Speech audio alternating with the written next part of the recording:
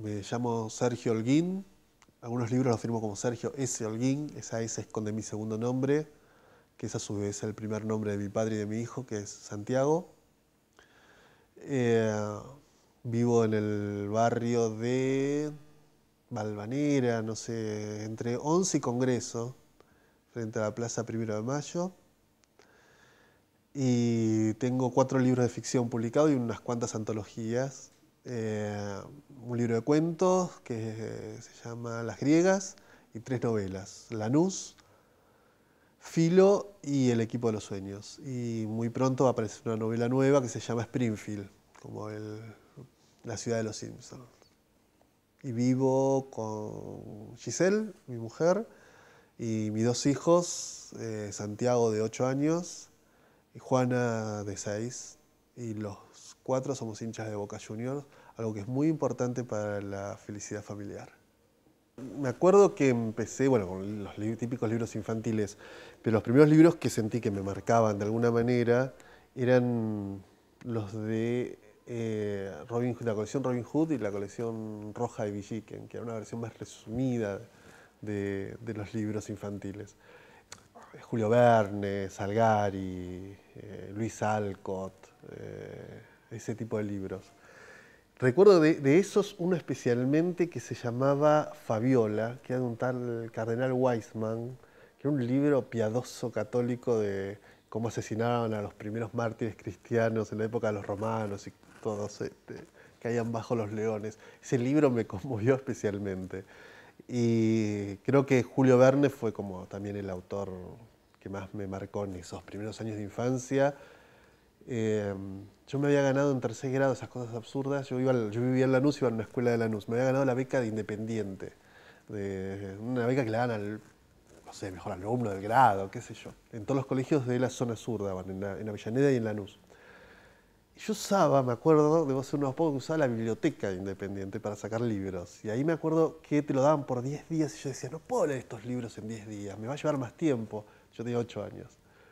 Y no, me llevó, me acuerdo que creo que era uno de Salgari, no sé si Los Dos Tigres o cuál, o algún otro de la serie de Sandokan, que me llevó 3 días leerlo. Y para mí era algo maravilloso, ¿no? Que me haya llevado nada más que 3 días. Ese fue como el primer contacto importante con la literatura en mi infancia. Mis padres no eran muy... Mi mamá era muy buena lectora, le gustaba mucho leer, pero no tenía muchos libros. Mis hermanas mayores no les interesaba mucho leer. Entonces la biblioteca se fue armando con mis propios libros. No heredé libros. Mi viejo había hecho primer grado nada más en Mendoza, había quedado huérfano de muy chico, trabajó desde la infancia y no había hecho más que primero o segundo grado, nunca me quedó muy claro. Y mi mamá hizo la escuela primaria en España y fue todo su estudio que tuvo. Pero le gustaba mucho la lectura y ella fue la que me incentivó muchísimo, muchísimo a leer desde muy chico. Eh, Todos los jueves llegaba a casa el Anteojito, por ejemplo. El miércoles llegaba a la Canal TV, la revista Canal TV, y los jueves el Anteojito. Y me acuerdo que aprendí a leer para poder leer la revista porque mis viejos en esa época tenían almacén ahí en Lanús y obviamente tenían que atender, mi mamá atendía el almacén, mi papá trabajaba afuera en esa época y no quedaba tiempo de día para leerme el Anteojito. Entonces me acuerdo de haber aprendido a leer forzado, haberle pedido a mis hermanas que me enseñaran a leer, mis hermanas tenían todas 9, 10 y 11 años más que yo, para poder leer la revista. ¿Sí? Yo intenté escribir 2 novelas a los 10 años, 11. Una era la historia de un perro, que era mi perro Lobo, que se lo había llevado la perrera y que después retomé en otra novela ese tema. Quería escribir un canto de amor a ese perro, que era un plagio absoluto a Platero y yo, pero en vez de Platero era un perro, ¿no? Era Lobo y yo. Lobo Gran Amigo se llamaba esa novela. Y después había intentado más de una vez escribir historias que me había contado mi mamá de España, de infancia, y que después nunca más retomé. Esos fueron mis primeros intentos con la literatura. A partir del éxito que había tenido con algunas redacciones en la escuela primaria, pensé que había algo ahí que podía aprovechar. Y abandoné eso hasta la adolescencia, ¿no? Hasta los 15 años que volví a retomar el tema de la escritura. Pasó algo raro. Yo leía una revista que se llamaba Humor y Juegos, que después se pasó a llamar Juegos para Gente de Mente. Yo había escrito algunas cosas para la escuela, no más que eso, pero digamos, me iba al carajo cuando escribía para la escuela. O sea, en vez de hacer una redacción de una página, escribía un cuento de 4 o 5 que los profesores no agradecían porque tenían que corregir mucho más, entonces no tomaba muy en cuenta. Era una escuela comercial. Eh, y en la revista Humor y Juegos había un concurso de cuentos permanente que salía todos los meses que coordinaba Gloria Pampillo. Y mandé un cuento ahí y lo gané. Y ese fue el primer cuento que escribí más o menos con forma estricta de cuento. Lo mandé a ese concurso, lo gané, salió en el 83, eso, tenía 16 años. Y ahí me empecé a interesar más por la literatura, digamos, por la literatura, por la escritura. Yo era un muy buen lector, ¿no? Ya en esa época leía muchísimo, más que ahora, y me quería dedicar a escribir. Entonces, números posteriores a ese, en la revista vi que había un teléfono de un taller literario que coordinaba a Gloria Pampillo, la que daba el premio, la que elegía los ganadores del concurso. La llamé a Gloria, me anoté en su taller, ella creía que yo era más grande por el cuento que había escrito, y empecé a ir al taller de Gloria. Y ahí fue donde decidí mi vocación de estudiar letras, básicamente, porque yo pensaba estudiar periodismo, en esa época no existía todavía la carrera de periodismo en la UBA, había que ir a La Plata o a Rosario, y gente que iba al taller, Susi Rivera, una compañera de taller, me dijo, mira, si vos querés trabajar de periodista, yo te consigo contactos para que puedas llevar tu material, empezar. Pero vos no tenés que estudiar periodismo, tenés que estudiar letras. Y Gloria estaba de acuerdo que yo tenía que estudiar letras, era como el nene mimado de ese grupo. Y así fue como decidí, por un lado, dedicarme a trabajar en periodismo, cosa que empecé a hacer ya a los 17 años, cuando estaba todavía en quinto año de secundaria, y estudiar letras.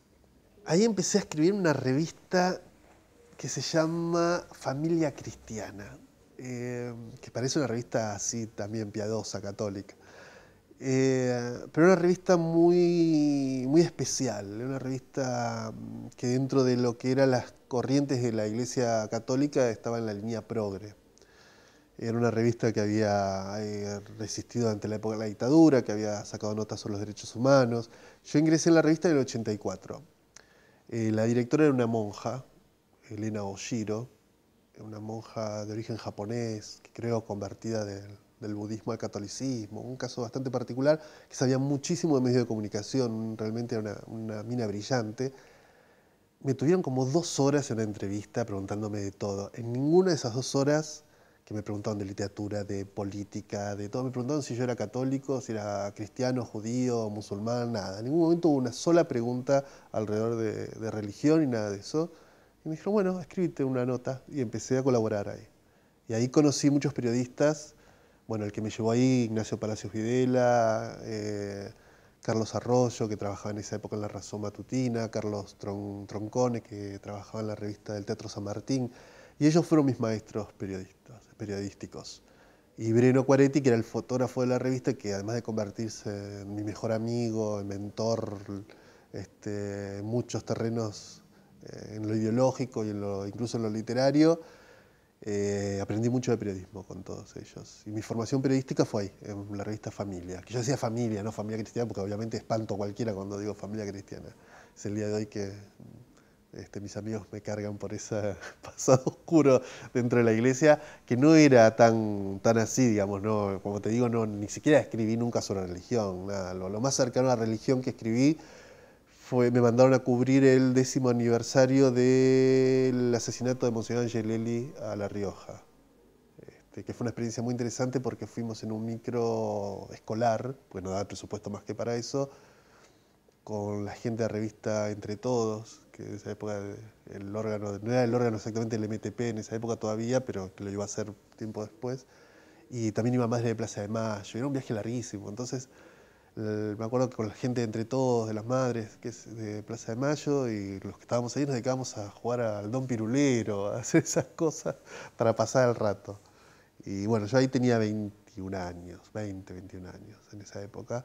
Y para mí fue muy fuerte, muy importante empezar en periodismo tan tempranamente, ¿no? Y que me dieran tanta responsabilidad incluso en la revista. En Familia yo hacía, no sé, notas sobre doctrina de seguridad nacional, por ejemplo, o me acuerdo haber entrevistado a Labaña cuando fue el Plan Austral, a Julio Boca, qué sé yo, esas cosas, y yo tenía 18, 19 años, ¿no? y no sabía nada del tema, obviamente no sabía nada del plan austral ni nada, o el plan primavera, yo no me acuerdo cuál era el que participó la baña del gobierno de Alfonsín, y Carlos Arroyo, que era el secretario de redacción, que era un excelente maestro de periodistas, en 2 horas me preparaba, me decía todo lo que tenía que saber, iba al archivo, me buscaba las notas, nos juntábamos, preparábamos más o menos el cuestionario, y a las 3 horas era especialista de ese tema, que antes no sabía nada y que aprendía gracias a estos tipos, ¿no? Tuve una muy buena escuela periodística.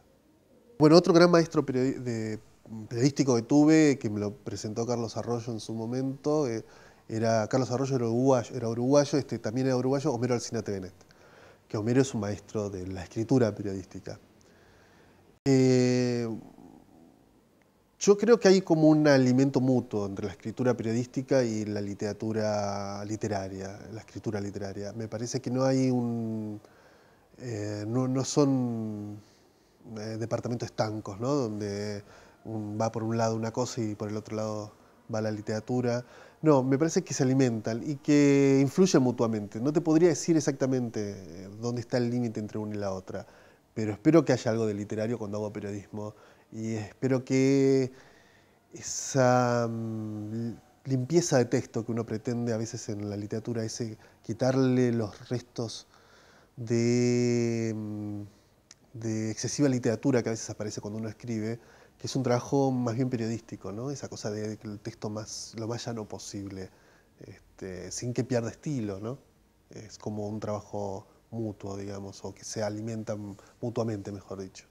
Familia, llegó un momento en que, claro, bueno, la revista era demasiado progre y se había, creo que, desbandado mal para algunos sectores de la iglesia que ya no le interesaba mantener la revista. Se echó a todo el mundo echaron y a mí me ascendieron, cosa rarísima, porque si me ascendían es porque estaban de acuerdo, yo estaba de acuerdo con la nueva ideología de la revista. Pero al tiempo me terminaron echando a mí también. Y como es gente muy correcta, me pagaron la indemnización que se le paga a un periodista después de haber estado 5 años trabajando con ellos. Y con ese dinero decidí hacer una revista, que fue B de Bian, con B de Bian. En esa época yo estudiaba letras y con Pedro Rey y Karina Galperín, que eran amigos de la facultad y de algunas aventuras literarias, como fue la primera Bienal de Arte Joven, ahí donde nos conocimos con Pedro, decidimos hacer una revista de literatura, de cultura más bien. Como yo era fanático de Boris Vian y tenía textos inéditos de Boris Vian que no habían salido en español, inéditos en español, ¿no? Teníamos libros en francés, decidimos hacer unas traducciones de Boris Vian, dedicarle todo un número a Boris Vian, pensábamos dedicarle un número 2 a las instituciones, una crítica a las instituciones, a la iglesia, ya que había bancado la revista, se lo merecía, a militares, policías, porteros, qué sé yo, todas las instituciones con uniformes, y no salir más. O sea, íbamos a hacer una revista de 2 números. Pero el número 1, que estaba dedicado exclusivamente a Boris Vian, o sea, a la literatura francesa, tuvo tal éxito, no sé, tanta repercusión, se agotó en muchos kioscos, que decidimos extender la existencia de la revista y convertirla en una revista de cultura general, ¿no? Con un marcado acento en lo literario. Las polémicas y las peleas eran literarias. Y la revista sobrevivió 10 años, entre diciembre del 90 y casi el 2000, más o menos.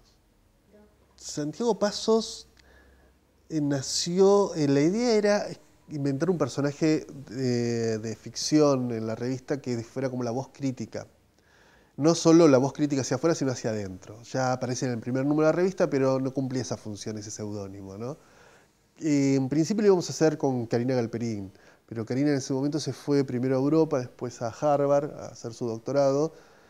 Entonces quedó como vacío ese lugar con el que nos divertíamos de crítica literaria salvaje. Entonces decidí tomarlo yo solo con el seudónimo que ya usaba en la revista cada tanto, que era Santiago Pasos. Y creé una sección que era Cuánto hay tu silencio, donde se destruía muchísimo a los escritores argentinos sobre todo, ¿no? Era una cosa así salvaje. Y como me gustaba la idea, o sea, yo lo hacía para divertirme y porque me resultaba muy juguetón y hacer eso. Y me parecía que eso era necesario, que faltaba en la literatura argentina una mirada muy crítica en un medio. No existía eso, no existían todavía los blogs, entonces no había espacio para esa crítica desaforada en los medios. Y me parecía que era bueno también que hubiera una crítica hacia adentro, así que más de una vez, incluso había una polémica entre Holguín y Pasos, o sea, yo saqué una nota con mi firma, con mi nombre verdadero, criticando a un Santiago Pasos que no era obviamente el que hacía las notas, sino un Santiago Pasos que había en el mundillo, no sé, de la noche. Entonces había salido una nota en D-Mow hablando de Santiago Pasos, y yo decía, ven, este es el tipo que ustedes les hacen caso. Este que habla mal de literatura argentina y que habló mal de mí en el número anterior, es este tipo que se la pasa de noche bailando y qué sé yo. Y al número siguiente Santiago Pasos contestaba con agresiones muy duras hacia mí, porque yo en esa época hacía la página de libros de Página 30, con burlas salvajes de cosas que yo había escrito en Página 30. Y bueno, era muy esquizofrénico, pero muy divertida esa esquizofrenia. Y Santiago Pasos se ganó muchos enemigos, obviamente. Era muy crítico con Tomás Eloy Martínez, con Martín Caparrojo, Martini, con los escritores que en ese momento estaban más en el centro de lo que era el mundo literario. Y Tomás Eloy Martínez era mi jefe, sobre todo, ¿no? En primer plano, o sea que era muy peligroso hacer lo que hacíamos. Pero era muy divertido, era una visión muy crítica de la literatura argentina que en ese momento estaba muy, ¿cómo decirte? Era demasiado pegada al mármol, ¿no? Muy formal, muy poco peleadora. Y nos divertía mucho hacer eso, era la parte que más esperábamos. Y Santiago Paso lo retomé como personaje, ya convertido en un personaje literario en Filo, porque Filo de alguna manera es la conclusión de Bedebián en el terreno literario, ¿no? O sea, si había un proyecto literario en Bedebián que yo llevaba adelante o que quería llevar, lo plasmé en Filo. O sea, el tipo de literatura que me interesaba está en Filo y me pareció bien que Santiago Pasos fuera el protagonista de esa historia. El comienzo de Lanús y el comienzo de Filo eran comienzos de cuentos. Iban a ser cuentos originalmente. Por eso uno busca un efecto mucho mayor a los cuentos, cuando uno empieza un cuento. Por lo general tengo imágenes sueltas y personajes. O sea, tengo unas situaciones que quiero narrar que por las que hago, no sé, 150 páginas para llegar a esa escena sin saber qué hay en el medio. Y lo que sí tengo son los personajes, por lo general. Ahí hago un trabajo especial con el tema de los personajes. Me importa mucho tener muy claro quiénes van a ser los protagonistas y cómo va a ser el movimiento de ellos sin necesidad de saber qué es lo que le va a pasar. No me interesa tanto el argumento en ese momento, en el primer momento de la novela, como sí tener muy claro qué tipo de personajes voy a tener. No soy muy organizado previo a escribir. Cuando me pongo a escribir la novela, sí escribo capítulo por capítulo de manera organizada.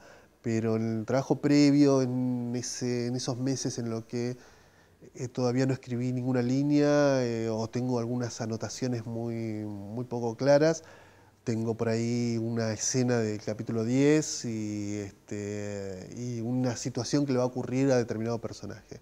Por ejemplo, ahora estoy casi seguro que mi próxima novela va a terminar con dos personas nadando. Entonces van a estar nadando en un mar, probablemente suicidándose, metiéndose mar adentro. Y eso me resulta como un movilizador para llegar a ese punto. ¿Cómo voy a llegar ahí? No sé todavía. Tengo un probable comienzo, tengo una línea casi de lo que va a decir la novela, con un tipo que va a decir, en mi casa siempre hizo falta un hombre, y lo dice un tipo, para diferenciar el hombre a la persona que no hace cosas de hombre, ¿no? Y tengo ese final de dos primos metiéndose en el agua al mar. No sé más. Tengo algunas historias ahí perdidas. Vamos a ver qué surge de todo eso. Siempre me muevo con eso, con algunas escenas, con algunas situaciones muy básicas. Yo cuando escribo me concentro muy fácil para escribir. Vivo pensando en la novela todo el día. Estoy haciendo mis notas periodísticas o mi trabajo periodístico, mejor dicho, de edición, de lo que fuera. Y estoy pensando en la novela, en los personajes, estoy comiendo con amigos y sigo pensando en los personajes. Y no sé si por experiencia del periodismo o qué, no necesito tener ni soledad ni nada para escribir. Entonces, Como ven, yo escribo al lado de la cocina y le escribo a cualquier hora con los chicos colgados arriba del cuello o preparando algo, o incluso puedo aprovechar esos 15 minutos que hay en el entretiempo en un partido para escribir algo. Así son los resultados después. No lo de los partidos, sino de mi literatura. No necesito un grado de concentración. Eso me permite poder escribir todo el tiempo cuando escribo, ¿no? No parar de la mañana a la noche. Y me gusta escribir rápido y que se lea rápido. Me gusta que mis novelas se puedan leer con mucha rapidez. No quiero que si alguien se engancha con la historia que cuento, pueda terminar esa novela en 3, 4 días. Más tiempo es demasiado. Si yo tardé 3 días para leer una novela de Salgari, espero que mis lectores no tarden más que ese tiempo para leer una de mis novelas. Y trabajo con mucho esfuerzo todos esos días, los días que me llevan una novela, que puede pasar entre 1 mes, 2 meses, 3 meses, no más de ese tiempo. La mejor manera es estar urgido con la entrega. O sea, yo me invento entregas que no existen en la realidad. Digo, uy, el 6 de octubre cierra el premio Clarín, por ejemplo. Filo lo escribí para el premio Clarín. Jamás mandé la novela al premio Clarín. Simplemente me puse como fecha límite que tenía que llegar. Terminé, llegué a tiempo. Y dije, no, que voy a imprimir 3 copias, sale un montón de plata, no lo voy a ganar, después se van a quedar con mis derechos, no me gustan las bases del concurso Clarín, no, mejor no la mando. Pero mientras ese mes previo al concurso yo vivía pensando que tenía que escribir la novela para ganar el premio Clarín, obviamente no la mandé. El equipo de los sueños, mi tercera novela, la escribí pensando que la tenía que entregar a un editor. O sea, me inventé, porque de hecho le había mandado el proyecto a mi editor, a Antonio Santana, y nunca me había contestado si le interesaba o no. Entonces yo dije, la voy a escribir para llevársela a Santana, que es a mi, cuando él quiera editarla le voy a decir que no, que voy a arreglar con otra editorial. Y la escribí en contra, casi te diría, de mi editor para poder... pero son excusas que me ponía para poder terminarla. De hecho, se la mandé a Santana por mail, le gustó mucho y dije, bueno, dale, publicala. O sea que todos esos inventos que hago son como excusas para no pararme en la escritura. Y funciona, me funciona muy bien. Después tengo métodos que a la hora de escribir me funcionan perfecto, y es que, por ejemplo, juego con la computadora antes. O sea, antes de dedicarme a escribir, me dedico media hora, 1 hora al Age of Empires, que es un juego con el que se juega con la compu. Y estoy ahí 1 hora peleando con los guerreros, pero es una excelente excusa porque, como después viene la escritura de la novela, y la escritura de la novela hoy por hoy en mi familia está entendida como un trabajo, entonces si mis hijos me dicen, vos estás jugando y yo no puedo, tengo que hacer los deberes, le digo, no, yo estoy trabajando, esta es la forma de comenzar mi trabajo, es una excusa excelente que tengo. Corrijo bastante, hay una primera escritura que es la que me lleva a esa rapidez, 2 meses, dejo descansar la novela un tiempo, un par de meses, y ahí hago una primera corrección. Doy a leer la novela a 2 o 3 personas, a Giselle, mi mujer, a Natalia Méndez, que es una editora amiga que trabaja en Sudamericana, que es muy amiga mía y que leyó todos mis libros, desde los primeros. En una época que trabajaba conmigo en B de Bian y después en otro proyecto en el que estuvimos juntos. Y los comentarios de ellas y de alguna otra persona más me sirven para hacer una primera corrección, más lo que yo pienso que hay que corregir. Pero ellas son como lectores que testean la novela. Si funcionó ahí y no me la tiraron por la cabeza y no me dijeron que es horrible, lee la novela Gabriela Franco, que es mi editora en Norma, pero que es la editora de todos mis libros. Y con Gaby hacemos un trabajo maravilloso, que es, Gaby edita la novela en un sentido de anotarla totalmente, todas las cosas que le parecen que no está bien, las frases, los episodios, y me dice, esto me parece que no está bien. Y yo trabajo en función de esas anotaciones. Hay episodios que he reescrito, por ejemplo. En Filo hay una escena casi final donde Santiago, que es estudiante de letras, y Lucrecia, que es una profesora ya de letras, van al campo y entran en un sembradío, no sé, un trigal, no sé qué hay ahí, y se meten ahí en el medio del campo. Y tiene que ser una escena previa a un intento de beso, entonces tiene que haber como una especie de una escena así muy bucólica. Entonces ellos empiezan a recordar su época de estudiante y empiezan a nombrar a los profesores y, ella nombra profesores y él dice insultos referidos a esos personajes. Fulanito, puto del orto, a ponerle cosas así. Y después intenta besarla, después de eso. Esa es la primera versión. Se la entrego a Gaby Franco y me dice, esto no cierra por ningún lado, no veo la escena. Entonces yo, enojado, no enojado, pero dije, tengo que trabajar nuevamente. Agarré el capítulo y me acordé un detalle de los personajes que no estaba en la novela, pero que estaba latente, y es que de chicos ambos leían Larguirucho. Él, Santiago, era hijo de un matrimonio progre, y la chica Lucrecia era hija de un militar. Los dos leían escondidas Larguirucho porque ninguno de los padres, tanto el militar como los progres, querían que sus hijos leyeran Larguirucho. Entonces, Santiago se escondía de chico en esos pajonales, en esos sembradíos, ¿no? A leer Larguirucho escondido. Y Lucrecia se acuerda en la novela y dice, acá era donde vos leías Larguirucho. Y eso da pie al beso, que al final se frustra, pero que desencadena el final de la novela. Y desapareció, obviamente. Ningún lector, por suerte, va a leer ese diálogo tonto donde se reían de los demás profesores de la facultad. Y sí está ese diálogo que me parece mucho más conmovedor, que es recordar que una exnovia recuerde lo que uno le contó de que hacía de chico, es mucho más interesante que estar recordando a los profesores que se odiaban en la época de la facultad. A mí siempre me gustaron los diálogos de las novelas policiales, me parece que son los más efectivos. No porque sean naturales, al contrario, pero tiene un efecto literario que suena muy natural a la hora de leer una novela. Yo intento conseguir eso, que los diálogos resulten muy naturales. Pero me he dado cuenta que esos diálogos muy naturales son así porque son literarios, son parte de una novela. Cuando trabajé Lanús para un guión que hice, yo dije, qué bueno, tengo ya todos los diálogos escritos, porque hay un montón de diálogos. No pude dejar ni un solo diálogo. O sea, el lenguaje coloquial de una película exige un lenguaje distinto al lenguaje coloquial de una novela. Es digamos, la ilusión de realidad es distinta en el cine que en la ficción, en un cuento, en una narración. Por eso yo creo que trabajo desde lo literario, ¿no? Eso, no tanto desde o sea, busco el efecto de lo coloquial, pero sabiendo que no lo es. Una vez que tengo ya muy definidos los personajes, no me resulta difícil saber cómo habla cada uno. Trato que cada uno tenga su forma especial, pero bueno, tampoco trabajo demasiado esa cuestión. No me gusta ser un imitador de voces. Digamos, entre ser un imitador y ser Frank Sinatra, me gustaría ser Frank Sinatra. Hay una literatura argentina que a mí no me gusta para nada, que es imitadora de voces, que ponen a un provinciano y tratan de hablar como habla el provinciano. Ponen a un adolescente e intentan hablar como el adolescente. Eso es solo imitación de las voces, no hay una generación de lenguaje. O sea, Roberto Arlt no imitaba voces, escribía como podía.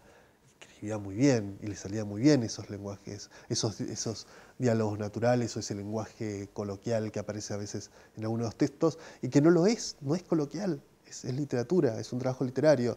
Por eso cuando veo algunas novelas que a mí no me gustan, qué sé yo, no sé, libros que no me convencen, es porque justamente intentan imitar ese lenguaje natural que no existe, no existe en la literatura.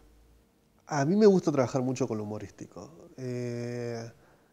A mí me gustan mucho las novelas de David Lodge. Es un autor inglés muy, muy optimista y que trabaja mucho el humor y a su vez es un excelente narrador. Y a mí me interesa trabajar con esas zonas donde el humor se confunde con lo ridículo o con lo piadoso también, ¿no? Y con la desesperación. Esas distintas áreas que te lleva al humor, ¿no? Me parece que son muy interesantes a la hora de escribir. Y trato que las novelas tengan escenas de comedia también, que pueda coexistir el drama con la comedia. Eh, Igual ahora estoy un poco harto por ahí de eso, entonces mi próxima novela creo que va a ser mucho más oscura y más triste, más gris, todo. Pero en las 3 novelas que publiqué y en la que tengo para publicar ahora, que es otra novela juvenil, Springfield, en las 4 el humor es un elemento muy importante. Yo creo que más o menos siempre escribo sobre lo mismo, a todos nos pasa lo mismo, ¿no? El- Siempre son grupos de amigos que se encuentran ante un desafío y que tienen que demostrar que valen más de lo que hasta ese momento demostraron. Eh, Incluso hay como una obsesión con el tema de la violencia policial que se repite en Lanús, en el equipo de los sueños, en Springfield. Y es muy loco porque Springfield transcurre en Estados Unidos e igual hay abusos policiales como si transcurriera en Gran Buenos Aires. Eh, los protagonistas siempre se enamoran de 3, 4 mujeres a la vez y tienen problemas graves alrededor de ese tema. En todas las novelas ocurre lo mismo. Con leer un libro mío ya está, ya leyeron todo, no es necesario leer más. El equipo de los sueños nació como una novela juvenil desde antes de escribirla. Yo quería escribir una novela juvenil, es un género que me interesaba ver cuáles eran los límites de ese género. Yo venía a escribir 2 novelas como Lanús y Filo, donde tenía una fuerte presencia todo aquello que no puede entrar en la novela juvenil. Lenguaje, escenas de sexo, como dicen en las presentaciones en la televisión, lenguaje adulto, escenas de desnudo. Quería ver cuáles eran los límites con los que me podía enfrentar. Me di cuenta que una novela juvenil te permite incluso trabajar de una manera mucho más generosa, más amplia, algunos temas como puede ser el tema político. El equipo de los sueños es de las 3 novelas mi novela más política, para decirlo de alguna manera, más testimonial si se quiere. Y es una novela juvenil, se supone. Pero donde uno de los temas principales es eh, los asesinatos que comete la policía bonaerense de jóvenes en el Gran Buenos Aires. Es uno de los temas que está metido ahí en la novela y que es muy importante hacia el final del libro. Pero es una novela juvenil y nació como novela juvenil que tenía como excusa un grupo de adolescentes que se meten en Villa Fiorito a buscar la primera pelota con la que jugó Maradona.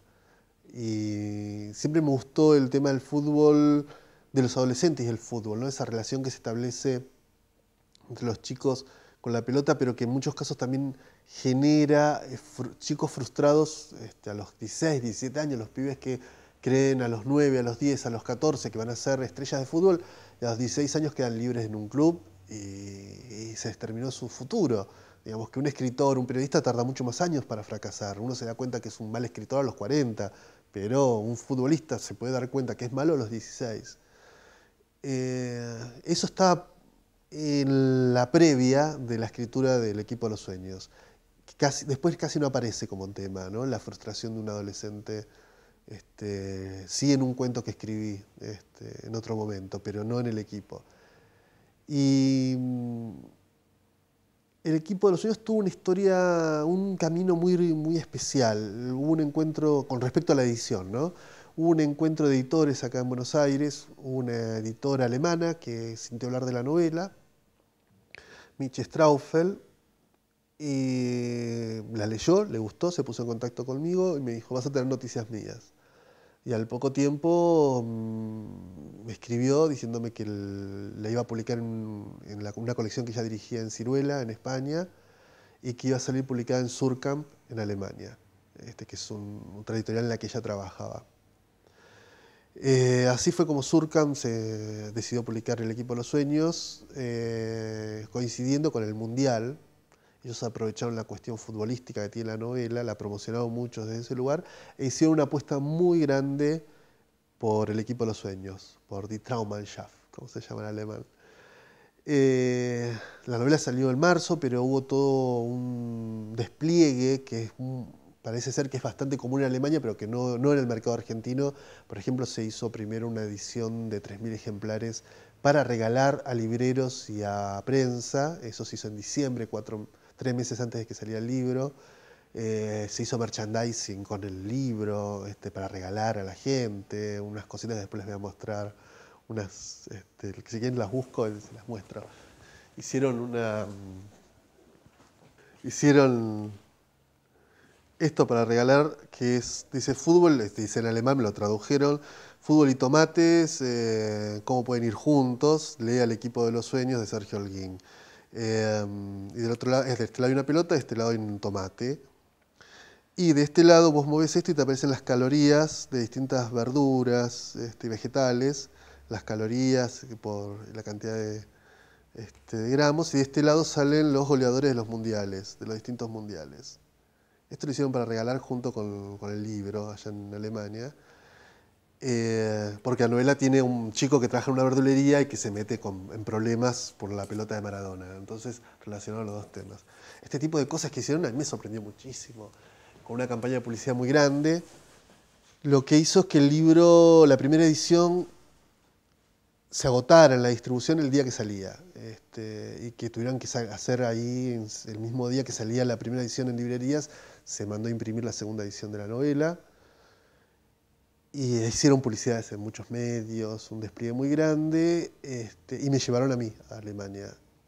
Primero en abril, en Múnich, en un encuentro que hubo sobre deporte y literatura, y después me llevaron durante el Mundial a hacer una especie de gira de lectura, en algunos casos coincidiendo con los partidos de Argentina en las ciudades donde estaba jugando Argentina, en Hamburgo para el primer partido, el segundo que era en Gelsenkirchen, que es un pueblito muy chiquito, la ciudad cultural más cercana con gran fuerza cultural es Colonia, así que estuve en Colonia el día del partido.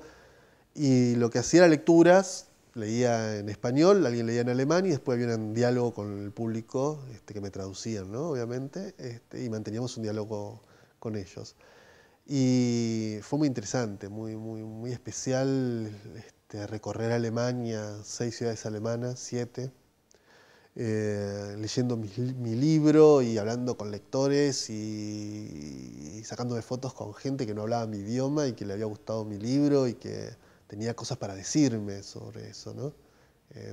Me resultó muy extraño porque además la imagen previa que yo tenía de los alemanes era un pueblo más bien frío y no, todo lo contrario, era un pueblo parecía latino, ¿no? Incluso lo único que les interesaba era el fútbol y el mundial, estaban metidos en ese tema y era lo único que los llevaba para vivir en ese tiempo, ¿no?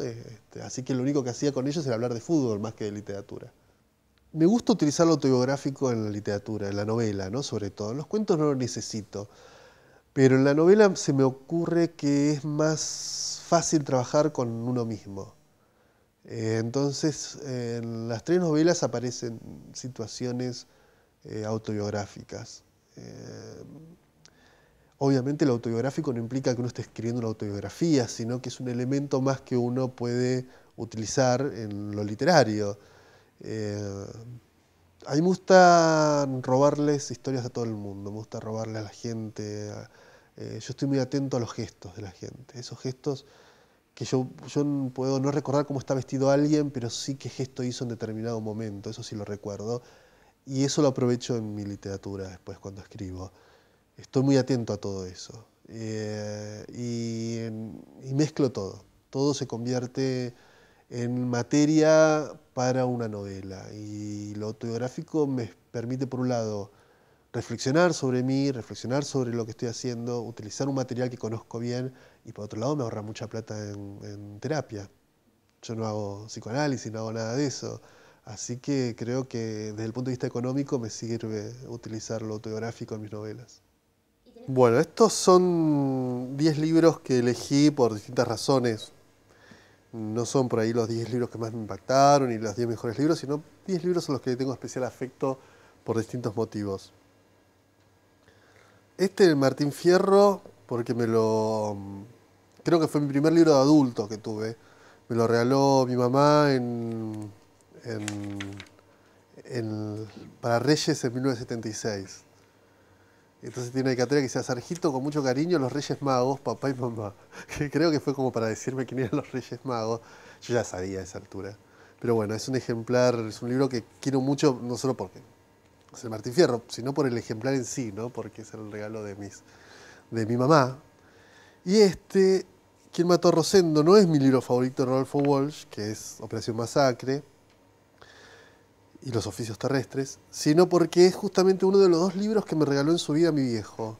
Mi papá había escuchado en la radio que alguien decía que todo periodista tenía que leer los libros de Rodolfo Walsh. Entonces fue a una librería, que él nunca había entrado a una librería en su vida, porque el otro libro que me regaló lo había encontrado en la calle, y este fue el libro que compró y me lo trajo para que yo leyera, y fue el primer libro que leí de Walsh cuando tenía 18 años.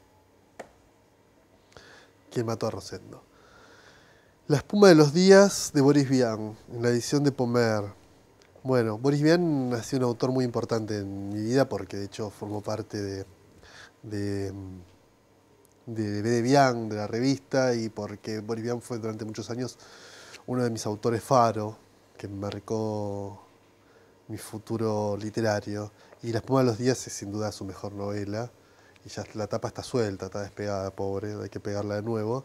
Y la edición de Pomer, que son esas viejas ediciones argentinas donde también salió Respiración Artificial de Piglia, en esta misma editorial. Triste, solitario y final, de Soriano, porque para mí es una de las mejores novelas argentinas de los últimos 50 años, y porque es uno de esos libros que me emociona cada vez que leo o releo. La poesía de los 50, es una antología que preparó Daniel Freidenberg para Capítulo, para el Centro Editor, y es la muestra más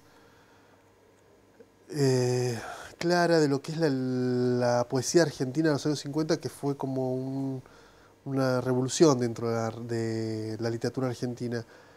Y todos sus autores son buenos autores, son excelentes, algunos como Mario Trejo, Alberto Banasco, Aguirre, César Fernández Moreno.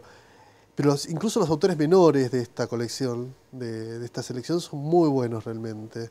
Y a mí me marcó mucho la poesía de los años 50, la poesía argentina. Me parece que es una generación que muestra muy bien cómo se puede escribir en argentino, ¿no? En un argentino que te resulta incluso contemporáneo el día de hoy. Este es el único libro que yo no presto a nadie, porque si sé que se lo presto y no me lo devuelven, no lo puedo volver a conseguir, y está recontra subrayado, tiene todo un montón de marcas adentro que le hice.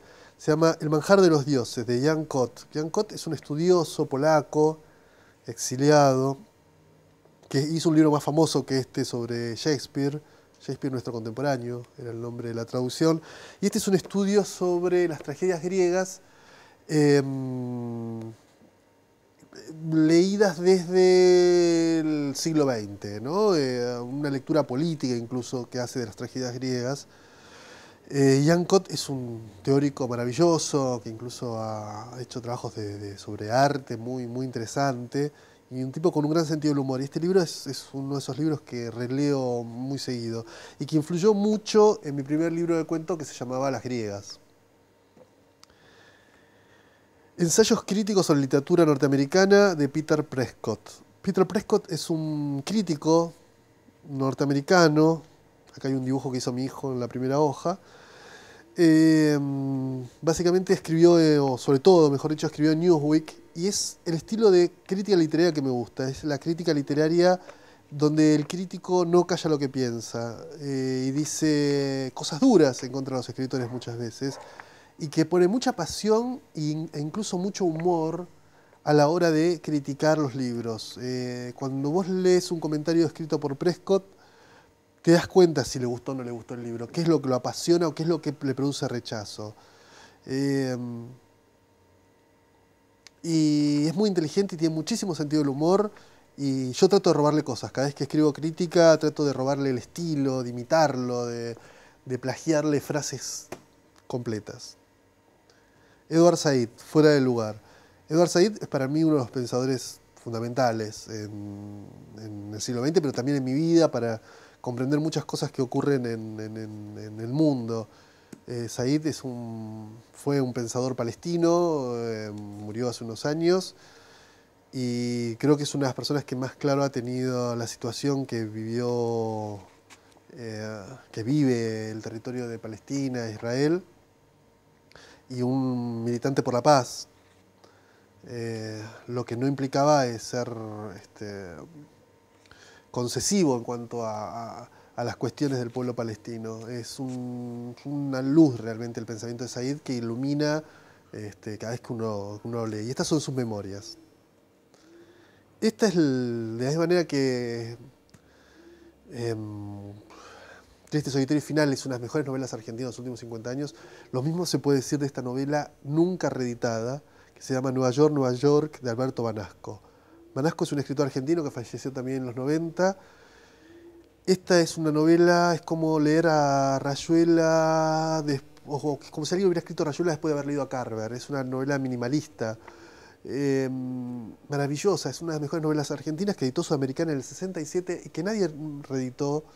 No sé por qué, porque es una novela que se adelanta a formas de narrar que hoy por hoy están de moda, como es empezar una historia de atrás hacia adelante, como hace Martin Amis en La Flecha del Tiempo, como hizo Gaspar Noé en Irreversible. Es una historia que transcurre en Nueva York y no en París, como es el destino habitual de los escritores argentinos o de la literatura argentina, y es una novela muy moderna. Uno la lee y dice, pero este tipo tiene 30 años ahora, no puede ser una novela escrita en el año 67. Y sí, fue escrita en el 67 y Sudamericana no la reeditó.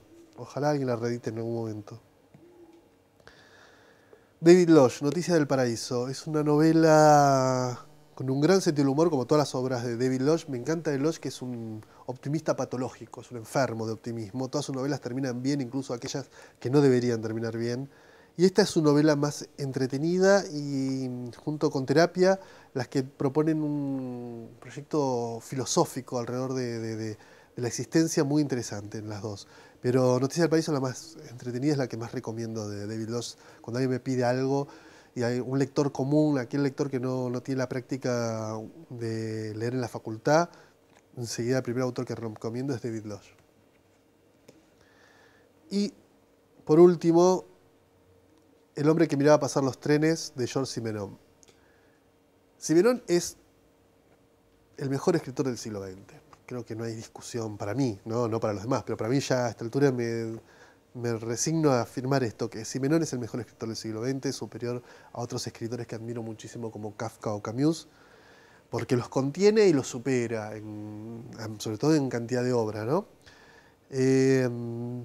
El hombre que miraba pasar los trenes es para mí unas novelas fundamentales de la narrativa europea del siglo XX, y justamente fue la primera que editó Tusquets cuando comenzó a editar las obras completas de Simenon, que tiene más de 100 libros, o sea que no van a terminar nunca. Y es el lector que más he leído, que más me gusta, que más disfruto, y puedo pasar el resto de mis días leyendo solamente las novelas de Simenon y realmente sería muy feliz leyendo eso solo. Y es el único autor que espero con mucha expectativa cada vez que aparece en español una nueva novela de él, porque sigue el proyecto de editar sus obras completas. Y esta fue la primera que leí y que me marcó notablemente.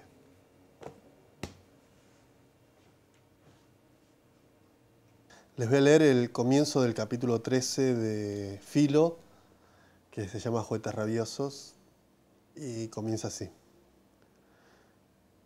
¿Ustedes creen que yo entré a la Facultad de Filosofía y Letras para convertirme en estos despojos de crítico literario? ¿Que ese era mi objetivo? Están muy equivocados.